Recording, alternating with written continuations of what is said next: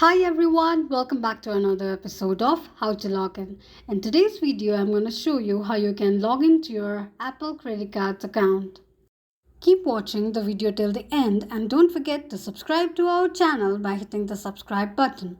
Also, press the notification bell icon so that YouTube will notify you whenever we post a new video.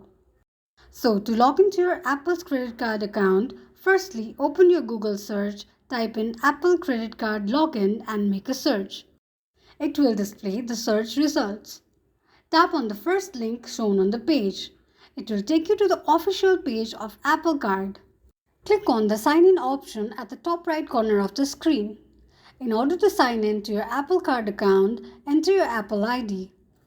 In case you have forgotten your Apple ID or password, click on Forgot Apple ID or Password. After entering your Apple ID, click on the arrow sign and type in your password associated with your Apple ID. After entering your Apple ID and password, press on the arrow sign to log in. This is how you can log into your Apple's credit card account easily and quickly just in few steps. If you have any thoughts or queries, let us know in the comment section. Thank you so much for watching.